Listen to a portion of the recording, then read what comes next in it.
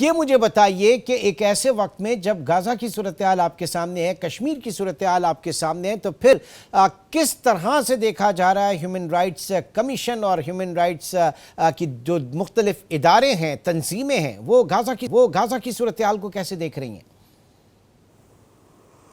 دیکھیں، جس طرح دیکھ رہی ہیں، خاص طور پہ اگر میں پاکستان کی بات کروں تو مجھے تو حبیب جالب یاد آتے ہیں کہ کوئی تو پرچم لے کے نکلے اپنے گریباں کا جالب، چاروں اور سناٹا ہے، دیوانے یاد آتے ہیں۔ میں جو سمجھ رہی تھی کہ جتنا غزہ کے لیے ہمارے پاس ہونا چاہیے تھا وہ میری توقعات سے کم ہے۔ دیکھیں، وہاں انسانی زندگیوں کا سوال ہے۔ وہاں پہ بچوں، عورتوں، جوانوں کی زندگیاں موت اور زندگی کی کشمکش میں مبتلا ہیں۔ پانی بند کیا جا رہا ہے، کھانا نہیں دیا جا رہا ہے، دواؤں کی کمی ہے، بیمار ہیں ان کے سر سے چھت چھینی جا رہی ہے۔ پہلے کبھی دنیا میں یہ نہیں ہوا کہ ہسپتال بمباری ہوئی ہو، حملے ہوئے ہوں۔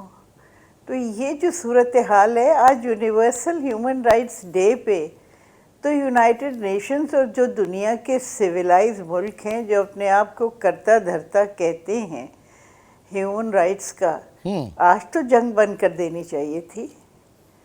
آج تو سیز فائر کا اعلان ہو جانا چاہیے تھا۔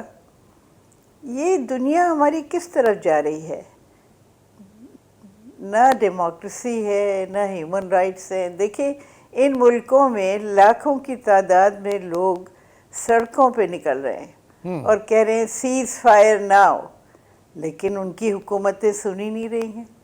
اگر جمہوریت ہے تو سنیں نا، لوگ کیا کہہ رہے ہیں، کیا ڈیمانڈ کر رہے ہیں، جمہور ان کی کی بات بات کو سنا مانیں نا۔ جائے، بالکل صحیح کہہ رہی ہیں، جمہور کی بات کو سنا جائے، لیکن ایسے میں جو یونائٹڈ نیشنز کا کردار ہے وہ کس حد تک کمپرومائز ہوا ہے؟ اس کو تو کچھ نظر ہی نہیں آ رہا، اس کا مطلب ہے۔ دیکھیں، وہ بہت کمزور ادارہ ہے۔ جب سے یہ طے کیا گیا کہ بڑی طاقتوں کے پاس ویٹو پاور ہوگی اور وہ اپنے اپنے وقت پہ استعمال کرتی ہیں۔ اب جیسے ایک نئی تدبیر کی گئی تھی آرٹیکل 99 کے تحت، لیکن وہاں بھی یو ایس نے اپنا ویٹو جو ہے وہ استعمال کر لیا۔ مطلب آپ صاف صاف کھلم کھلا جینوسائیڈ کے ساتھ کھڑے ہیں۔ کیا جواب دیں گے آپ دنیا کو؟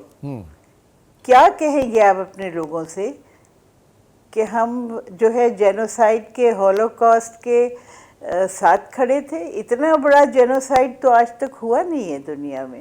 مجھے لگتا ہے کہ اس کے بعد دنیا کو بدل جانا چاہیے۔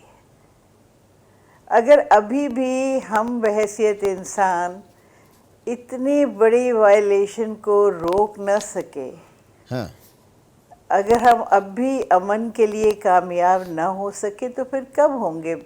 پھر تو میں سمجھتی ہوں کہ اس روئے زمین پہ ہمیں اشرف المخلوقات کہلانے کا کوئی حق نہیں ہے۔ اس میں کوئی شک نہیں، بالکل بجا کہہ رہی ہیں آپ، لیکن بات یہ ہے کہ 9/11 کے بعد بھی دنیا بدلی، لیکن دنیا اگر بدلی تو انہی سپر طاقتوں نے جو ہے وہ اپنی مرضی سے اس کو بدلنے کی کوشش کی۔ یہاں تو دنیا ان سپر طاقتوں کے خلاف اگر کھڑی ہوتی تو کیسے کھڑی ہوگی؟